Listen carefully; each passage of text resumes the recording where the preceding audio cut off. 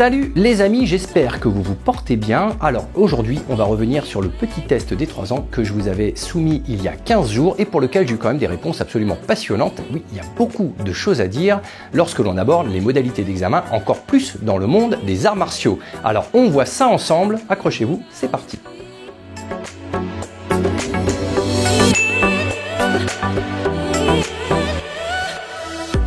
Alors on va pas se mentir, les réseaux sociaux sont vus en permanence comme des lieux d'échange où la haine va primer, où le manque de respect, où l'invective, pour le coup, son roi. Eh bien, vous savez tordre le cou aux idées reçues, vous avez prouvé que justement on peut aussi se servir des réseaux sociaux pour pouvoir échanger des idées, pour pouvoir accepter et respecter les idées des autres même si elles sont différentes et justement partager des choses dans le plus grand respect, dans la plus grande intelligence. C'est ce qui fait une véritable force en tout cas de ces tutos et de cette chaîne puisque pour le coup c'est encore plus délicat lorsqu'on est sur une chaîne d'un gros média puissant comme YouTube et que la chaîne fait quasiment, on va dire, on est à l'orée des 17 millions de vues, des 60 000 abonnés. Donc pour le coup, moi j'ai reçu énormément de commentaires, en tout cas tous les jours, tout simplement parce que avec 4 à 5 000 vues par jour, des commentaires ça défile. Eh bien pour le coup vous êtes une communauté plutôt intelligente au top et respectueuse car ça se fait toujours dans le plus grand respect et surtout avec une passion, l'envie d'échanger, l'envie de comprendre, l'envie de brasser les idées pour en sortir parfois des petites choses très originales qui se recoupent par moments avec, notamment dans le cadre de ce test, les personnes qui ont réalisé ce test, il y a des petites idées communes et on va pouvoir décortiquer ça avec un véritable plaisir. Donc je vous remontre déjà le test dont il était question. Plusieurs animaux de nature et de capacités naturelles différentes qui passent le même examen qui leur impose de grimper à un arbre sous couvert d'eux. Par souci d'égalité, on va vous faire passer le même examen. Alors qu'en fait, évidemment, les personnes qui s'y présentent n'ont pas les mêmes capacités naturelles. Donc on a la capacité naturelle, c'est son état physique naturel, et on a, on va dire, la compétence que l'on peut acquérir avec le temps et qui parfois nous permet d'améliorer nos capacités. En tant qu'être humain, on ne peut pas ni vivre dans l'espace, ni vivre dans les profondeurs sans un équipement adapté. Et quand bien même, je pense qu'on ne pourrait pas vivre dans les profondeurs marines. Eh bien, voilà, on a nos capacités naturelles qui nous imposent de vivre dans certaines façons et dans certaines circonstances. Eh bien là, on a des animaux qui ne sont peut-être pas tous capables de grimper à un arbre et pourtant on va nous parler d'égalité. Ça va être là la première leçon. Est-ce qu'il s'agit véritablement d'égalité ou est-ce que justement l'examen ne devrait pas parler plutôt d'équité? Donc ça va être quelque chose d'important parce que c'est un domaine sur lequel évidemment la Fédération française de karaté et bien d'autres fédérations travaillent depuis des années. Alors, il y a eu beaucoup de commentaires, notamment très intéressants. Moi, je me suis régalé, en tout cas depuis 15 jours, à décortiquer un petit peu ce que vous avez pu me dire. Il en ressort déjà, avant toute chose, que on peut déjà se questionner sur les objectifs de toutes les personnes, en tout cas de tous les animaux présents. Il n'est pas défini quels sont leurs objectifs. Alors, on en a déjà parlé sur cette chaîne.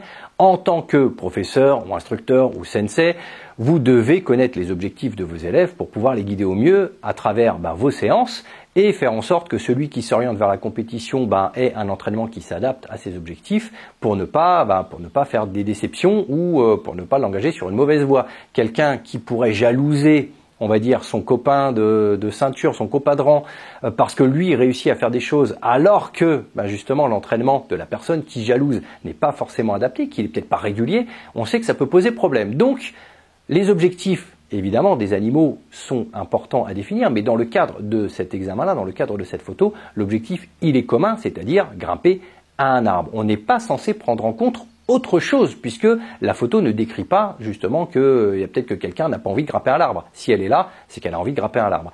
En tout cas, si c'est son objectif. Vous, en tant que professeur, vous pouvez avoir des élèves qui sont moins réguliers. Si leurs objectifs ne sont pas de passer des grades, c'est moins grave. S'ils viennent un petit peu en dilettante, c'est moins grave. Quelqu'un qui a pour objectif de passer un grade ou de faire une compétition, si elle n'est pas suffisamment régulière, vous pouvez lui dire, et attention, vous pouvez même un peu la freiner ou la réorienter.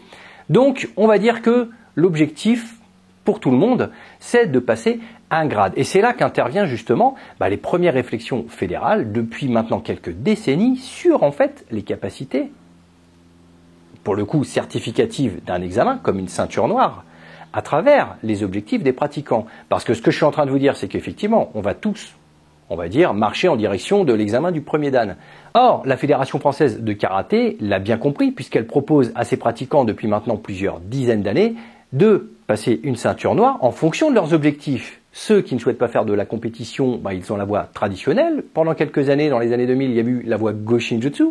Et puis, on a cette fameuse voie compétition qui, à l'époque, c'était remplir et gagner, on va dire, un certain nombre de combats. Et puis, maintenant, c'est des participations aux compétition fédérale sans même avoir l'obligation de remporter ou de faire un podium. Et puis on a encore cette division de savoir si on souhaite faire de la compétition dans une voie kata ou dans une voie combat. Donc finalement, on se retrouve aussi face à ces animaux devant cette table-là où cette remarque est très judicieuse, à savoir finalement les objectifs de chacun, même s'ils doivent correspondre à un certain examen, sont quand même différents les uns des autres. On a également dans ces commentaires quelque chose, une phase très intéressante qui est en fait le contre-pied, à savoir, puisqu'il y a examen, il va y avoir sélection, s'il y a sélection, il y a choix, donc qui va-t-on éliminer et sur quels critères ? Oui, ça, les critères d'élimination, posez-vous toujours cette question-là, c'est-à-dire lorsque vous faites passer un examen, la personne doit vous prouver qu'elle a le niveau de, on va dire qu'elle a pas forcément travaillé spécifiquement pour l'examen, mais qu'elle a le niveau général de sa pratique fondamentale au fil des années, elle a atteint un niveau et vous allez confirmer ce niveau par le biais d'un examen. Donc elle doit se poser la question de si elle remplit bien toutes les cases pour justement valider les compétences requises à son examen, ça peut être même une ceinture orange. Et vous, de votre côté, posez-vous toujours la question de justement, si je lui refuse, sur quels critères je lui refuse. Donc il doit y avoir généralement une notation ou un système en tout cas d'évaluation qui vous permet de vous poser cette question-là. Si je refuse à quelqu'un, il faut que j'en sois convaincu. Il faut que je sois aussi convaincu que si je lui donne un grade ou une ceinture, eh bien elle va en tout cas remplir sa fonction. Cette personne-là ne va pas se mettre en difficulté en essayant ensuite d'aller chercher un niveau supérieur qui pour le coup va être encore plus dur à atteindre. Ou que ces petites lacunes qu'elle avait peut-être à l'instant T peuvent être, on va dire, rectifiées, régulées, rattrapées. Et surtout que ce ne soit pas des fautes fondamentales parce qu'on reste quand même sur un examen à un instant T et le but c'est d'éviter le contrôle continu, en tout cas pas dans le domaine des grades. Donc, si je reprends cette question-là, effectivement, en tout cas ce commentaire, sur quels critères va-t-on, on va dire, juger, pour le coup, les animaux ? Là, en l'occurrence, si je dois les éliminer, le constat il est plutôt simple. Si ils doivent grimper un arbre, c'est l'objectif, je vais éliminer ceux qui n'atteignent pas l'objectif.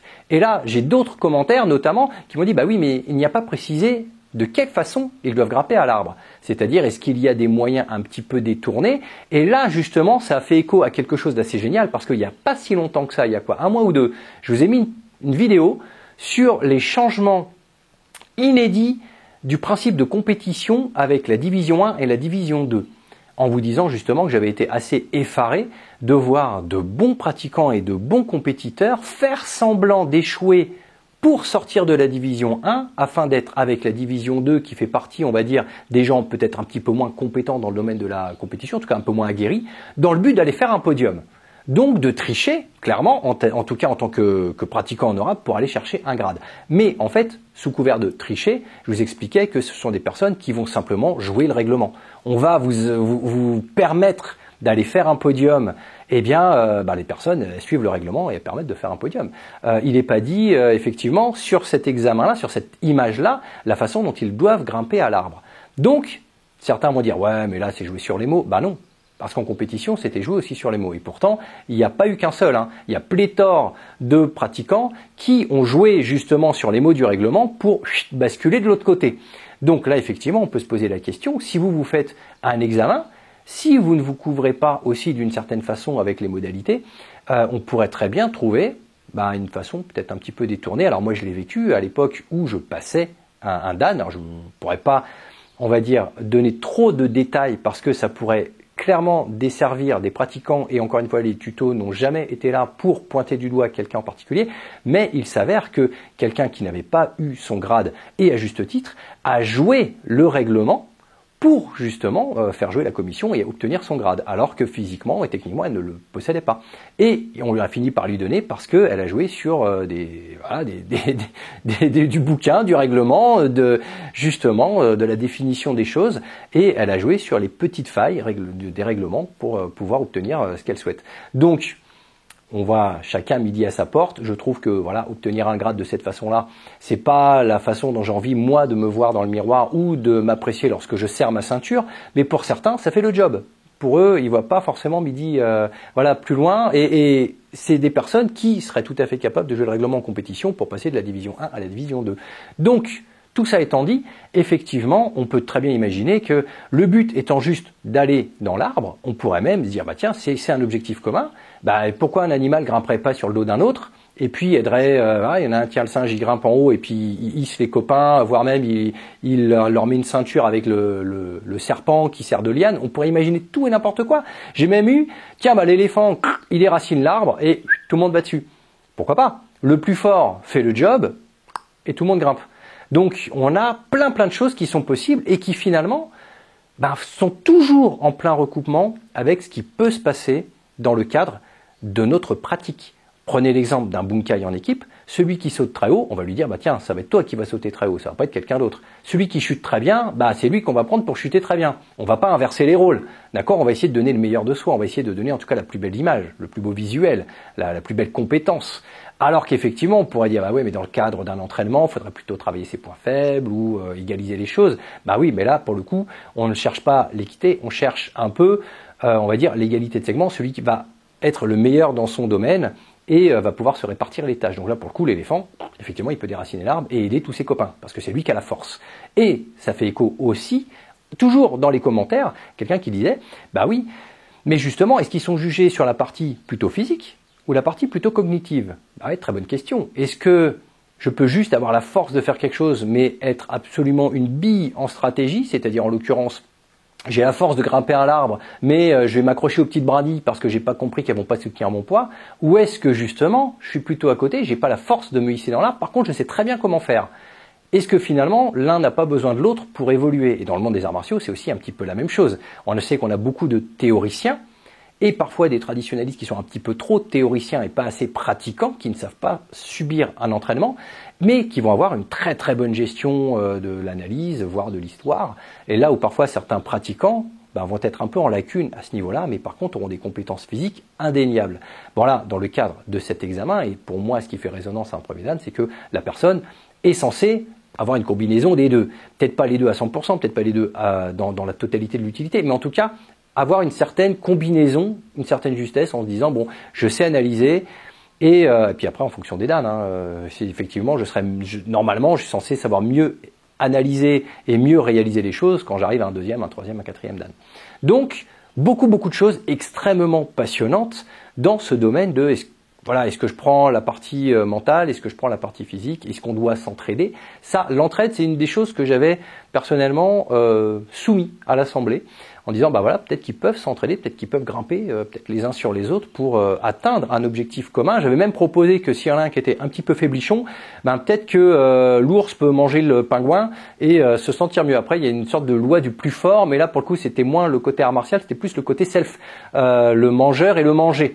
Donc au final, imaginez le bazar. Le pingouin fin, il mange le poisson. Le pingouin se fait manger par l'ours. Enfin bref, à la fin, il en reste qu'un. Mais c'est un peu l'histoire de la vie aussi des arts martiaux. C'est-à-dire qu'on a aussi cette culture, d'une certaine façon, guerrière, qui dit que quelque part, il y a toujours, s'il y a un plus fort, il y a forcément un plus faible. Donc là, dans le cadre d'un examen, c'est pas un concours. Ça aurait été un concours et il y avait qu'une place, peut-être, il aurait fallu prendre le plus fort, le plus malin ou le plus fort physiquement. Ou justement là, si c'est un examen, peut-être que tout le monde a ses chances et peut-être tout le monde a cette égalité de chances, mais pas forcément cette équité de chances. Donc, vous avez vraiment été au top, en tout cas au niveau de vos réponses, au niveau de vos recherches. Il y a eu des échanges vraiment très très instructifs et justement, comme je vous le disais, c'est un petit test qui a été soumis à l'Assemblée fédérale. Dans le cadre justement de la recherche, du respect des traditions des formations, des objectifs, de savoir même au travers nous les formations, moi en tant que formateur, je ne suis pas censé juger un candidat sur sa capacité de compétence dans le domaine des grades, c'est-à-dire dans sa valeur martiale. il pourrait très bien être un très bon pédagogue pour apprendre un coup de pied sans savoir le faire. D'accord? Moi, je suis censé ne le juger que sur sa capacité pédagogique. Or, chaque année, je vois bien qu'il y a des candidats qui n'ont pas le niveau technique, le niveau de compétence pour déjà pratiquer. Et ils vont devoir enseigner. En tout cas, ils vont pouvoir, on va leur permettre d'enseigner. Donc, c'est aussi pour ça que ce test-là, il est extrêmement intéressant lorsque on a plusieurs surcouches à sa pratique, lorsqu'on est enseignant, lorsque l'on fait partie de près ou de loin au cœur de la Fédération française de karaté, voire qu'on est justement formateur ou responsable d'école de formation. C'est extrêmement intéressant de lire un petit peu entre les lignes. Donc, la personne qui nous a soumis cela, comme je vous le disais, c'était justement lui, un sélectionneur olympique, un entraîneur, un coach dans le cadre du handball. Et lui, pour lui, le constat, il est simple. On a la problématique de base. Est-ce qu'on adapte l'humain à la discipline ou est-ce qu'on adapte la discipline à l'humain? Si on adapte l'humain à la discipline, ça veut dire que on met un examen, on va dire, de disciplinaire qui est comme ça et qui n'est pas autrement. Et si l'humain n'arrive pas à le faire, il n'a rien. On ne prend pas sa condition en compte. Ou l'inverse, c'est-à-dire que on prend en compte qu'il existe des petits, des grands, des faibles, des forts et ainsi de suite. Et puis on va adapter pour que chacun puisse avoir une forme d'équité dans la réussite de l'examen. Bon, lui a été formel. Il m'a dit si on commence à prendre cette deuxième solution, à commencer à faire un peu de social, nous on n'emmène plus personne aux Jeux Olympiques. C'est-à-dire que les équipes, ça va être foutu. Nous, on a, par exemple, un exemple tout simple, on a un nombre de tours à faire en un certain nombre de temps. Celui qui fait pas, il n'est pas pris. Point. Alors, il dit ça, c'est très cruel envers tous ceux qui voudraient qu'on peut-être d'autres compétences ailleurs, mais d'une certaine façon, pour le rapporter nous à notre examen de grade, quand ils mettent que le combat, le jukumite d'un examen de Dan doit durer 2 minutes, on pourrait très bien dire que la personne qui n'a pas le cardio de tenir même 30 secondes, normalement, elle ne devrait pas être, on va dire, recevable sur cette partie d'examen. Parce que on a un impératif. Et cet impératif, s'il n'est pas tenu, normalement, dans le cadre du handball, il risque de mettre son équipe en danger. Parce que la personne n'aura pas le cardio suffisant. Et ainsi de suite pour tout, on va dire, les compartiments d'examen.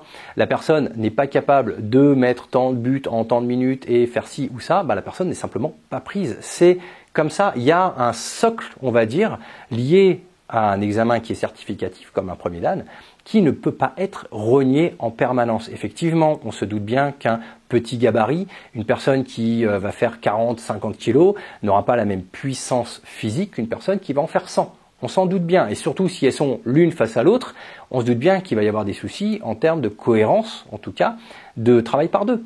Mais chaque personne doit être en mesure de montrer qu'elle a compris et qu'elle a acquis le niveau, le socle technique et le socle de compétences qui est demandé pour pouvoir passer l'examen du dessus. Sinon, au bout d'un moment, on va devoir vraiment continuer à lisser vers le bas et avec l'arrivée de l'examen du premier Dan au club et peut-être un jour l'examen du deuxième Dan au sein des clubs, il faut s'attendre justement à de nombreuses dérives. Il n'y a pas très longtemps, j'ai refusé au sein de mon club un examen de premier Dan, un de mes élèves. On se connaît depuis des années, c'est quelqu'un que j'apprécie sincèrement et donc c'est pas de gaieté de cœur qu'un jury va refuser un grade parce qu'il y a parfois quelques petits manques sur certains socles de compétences à un instant T dans le cadre d'un examen précis. Donc on n'est pas tous égaux tous les jours de la semaine et il y a des jours où on est peut-être moins bien, on est moins dedans, il y a peut-être plein de choses qui peuvent nous sortir aussi d'une situation d'examen et d'un objectif. Notre rôle à nous, c'est d'essayer d'équilibrer et de trouver évidemment toujours les bons critères pour se permettre d'éliminer. On en revient aux commentaires de tout à l'heure. C'est sur quels critères je choisis, sur quels critères je décide d'éliminer quelqu'un. Ça ne doit pas se faire de manière arbitraire, ça doit se faire de manière très justifiée et collégiale, c'est-à-dire que c'est pas une décision, là en l'occurrence du grade, c'est le jury qui a décidé cela, mais ça doit et ça peut arriver, même au sein d'un club, même avec quelqu'un que vous connaissez. Donc, prenons du recul par rapport à cela et je terminerai avec justement un dernier commentaire, une dernière réflexion que j'ai particulièrement appréciée, c'est prenons du recul toujours sur notre pratique, notre discipline, parce qu'on vit dans une espèce de microcosme, on vit dans une bulle où les choses peuvent tout d'un coup avoir une importance démesurée. Parfois, moi je me ressors complètement de ma vie fédérale en essayant d'avoir d'autres activités qui n'ont rien à voir, en me disant parfois de temps en temps quand je suis un peu trop à fond dans quelque chose, me dire oula, bon ok, ça reste que du karaté, je suis pas en train de trouver un vaccin contre la mort ou de sauver des cancéreux, donc je peux pas parfois y aller à 2000% et faire pression sur trop de monde. Parce que voilà, il doit y avoir aussi une certaine mesure à travers notre vie à tous, notre quotidien, le travail. J'ai des pratiquants, des élèves qui ont travaillé toute la journée, qui ont une pression professionnelle, une pression personnelle, sociale, on ne sait pas ce qui se passe dans leur vie. Il faut mesurer les choses aussi. Mais au-delà de ça, ce petit commentaire invite surtout à prendre du recul sur la justesse et en fait la valeur de l'examen que l'on est en train de passer. Est-ce que c'est judicieux? Est-ce que l'examen n'est pas absurde? Est-ce que la discipline en elle-même ne fait pas écho à certaines absurdités? Donc, le gros intérêt de cette question, c'est qu'elle questionne sur l'examen en soi, c'est-à-dire qu'est-ce que vraiment on ne va pas me demander des choses complètement illogiques que je juge à la fois absurdes, pas nécessaires, pas utiles dans le cadre de mon examen, injustifiées, et justement à certaines mesures, en tout cas avec une certaine perspective, une certaine mise en perspective, ma discipline fondamentale. J'ai eu par le passé, dans les années 2000 et au début des années 2010, quand j'ai commencé à travailler beaucoup plus activement le Goshinjutsu, puis la self-défense, lorsque j'ai fait énormément de vidéos auprès d'experts de self-défense, je pense à Frank Ropers, je pense aussi à travers le Krav Maga à Richard Douyeb, c'est des personnes qui ont jeté d'énormes doutes, en fait, sans le savoir, fondamentale sur les bienfaits et l'utilité de mon karaté. C'est-à-dire que mon karaté, tout d'un coup, je voulais ou je pensais qu'il devait se transformer pour pouvoir être applicable dans la rue, par exemple, parce que je voulais en faire à tout prix un art de défense. En me disant, bah oui, mais ce qu'on fait là, il faudra le faire comme ci, il faudra le faire comme ça. J'avais une espèce de fougue de jeunesse de vouloir transformer les choses. Et j'ai eu justement cette perspective en me disant, oula, je ne peux pas transformer le karaté d'un côté quand je suis ici en France pour qu'il corresponde à certains critères que je jugerais peut-être selon mes critères à moi très subjectifs plus efficaces, alors que de l'autre côté, je vais au Japon prendre des cours dans le premier dojo de Maître Funakoshi et essayer de passer, pourquoi pas, un jour peut-être un grade. Ce serait complètement contraire. En tout cas, et ce serait pas moral. Donc, je me suis dit, il y a une réflexion que je n'ai pas eue et qu'il va falloir que je me pose. Il faut que je mette tout à plat. Et c'est là que je me suis rendu compte justement que je ne pouvais pas transformer le karaté. D'ailleurs, et j'ai le Dojo-kun qui est là derrière, le deuxième précepte, Makoto no Michi wa Moru Koto. Je respecte la lignée, je respecte la philosophie, je respecte la voie de la vérité dans le sens l'honnêteté de la discipline telle qu'elle a été créée, et je dois respecter ça. Je fais du Shotokan, je dois respecter la lignée de Maître Funakoshi. Je ne peux pas faire autre chose. Je ne peux pas tout d'un coup transformer ça en karaté défense parce que j'ai envie de faire de la self-défense. Bah non, je fais du karaté. Si je veux faire de la self-défense, autant que j'aille dans un dojo de self-défense, dans une école. Je vais aller faire du Krav Maga ou du Penchak ou n'importe quoi d'autre. Mais arrêtons de vouloir transformer le matériau de base. Donc peut-être qu'il serait absurde, moi, à cette époque-là, de transformer mon karaté pour me dire, oh non, tiens, je vais faire un sorte de karaté jutsu spécial défense ou je sais pas quoi, et au final, mon karaté ne serait plus du karaté.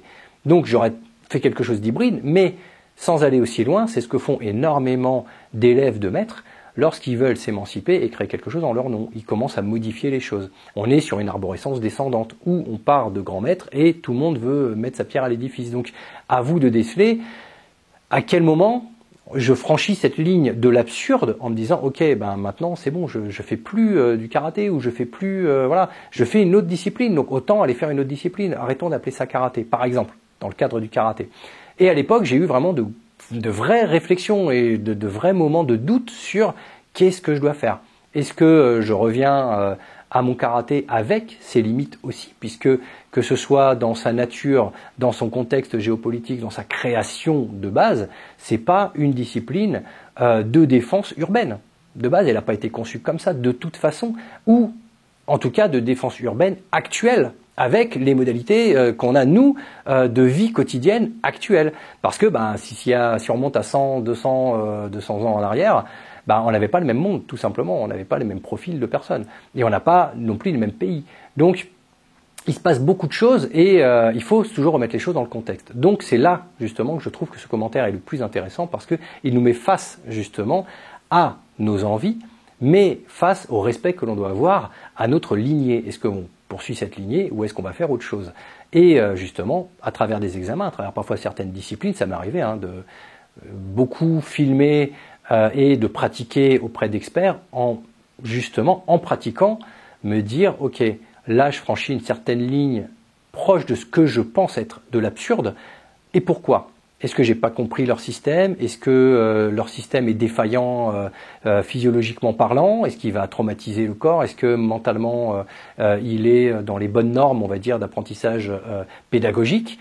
Est-ce que il va pas mettre en danger les pratiquants d'une certaine façon ou une autre? Et donc là, effectivement, j'ai plusieurs garde-fous qui peuvent me permettre d'avoir un avis, parce qu'il y a une certaine expérience qui va jouer aussi derrière. Mais cette question-là, je me le suis déjà posée pas mal de fois à travers les reportages et à travers les films que j'ai pu faire. Donc vous voyez, cette question, pour moi, elle est très fondamentale. Je ne m'engage pas dans une voie, et encore moins dans un examen, si soudainement, je trouve que c'est absurde. Et c'est là, et encore une fois, vous voyez, on parle beaucoup aujourd'hui, je reviens à certaines vidéos sur accepter l'échec, on va le voir ça très prochainement, comment accepter l'échec. Faire la différence entre l'erreur et l'échec. Parce que justement, fondamentalement, par exemple, je passe le Iaido, j'ai fait les championnats de France il y a quelques années de Iaido, je me suis fait défoncer. Mais vraiment, j'ai passé mon premier dan, tout s'est bien passé, voilà, on me dit c'est super et tout. Je vais au championnat de France, je me fais défoncer.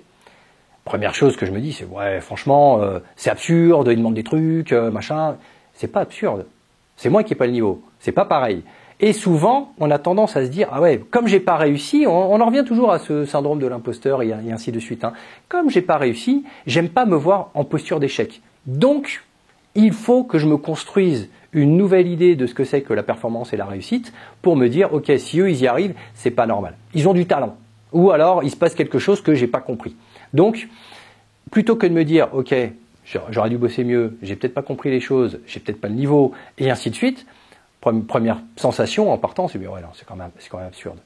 Ben non, c'est pas absurde. Pose-toi, réfléchis et tu te rends compte que tu n'as pas de niveau. Donc ça vous remet en perspective sur beaucoup de choses et vous voyez que ce petit test-là, qui a l'air de rien, cette petite image-là, elle rayonne dans plein de sens avec une arborescence qui est extrêmement complète. Tout ce que je vais en retenir, en tout cas pour moi, c'est lors justement de cette intervention, de cet expert justement en olympisme, c'est que parfois, il n'y a pas le choix, il faut avoir un niveau, c'est-à-dire qu'on ne peut pas accepter tout le monde, on ne peut plus faire du social à partir du moment où on fait une sélection pour notamment de l'olympisme ou par exemple pour une équipe de France ou pour un niveau qui est très élevé, un grade qui est élevé, de temps en temps, il faut juste avoir le niveau et il faut essayer d'arrêter de chercher, on va dire, des excuses aux gens pour qu'ils puissent quand même l'obtenir. Malgré le fait qu'ils n'aient pas les compétences. Voilà, je vous laisserai sur cette petite réflexion. N'hésitez pas, comme d'hab, dans les commentaires, à réagir, à rayonner là-dessus, à me dire ce que vous en pensez. Peut-être que vous aurez, vous, rebondi sur d'autres choses auxquelles on n'a même pas pensé, nous, en tout cas dans ces 15 jours. Donc, je vous laisse libre désormais, derrière vos claviers, de me donner vos avis. Toujours, comme d'habitude, dans le plus grand respect, mais ça, je vous fais pour le coup une entière confiance. Et je vous dis à la semaine prochaine. La semaine dernière, vous avez pu découvrir les premières vidéos des cabines d'essayage. J'espère que ce format vous plaît. C'est un petit peu différent. On va essayer de s'améliorer toujours plus pour essayer d'avoir quelque chose d'un petit peu chouette. Et normalement, la semaine prochaine, première vidéo des Focus. J'espère aussi que ça vous donnera du baume au cœur. Allez, d'ici là, portez-vous bien. Bonne semaine. Ciao.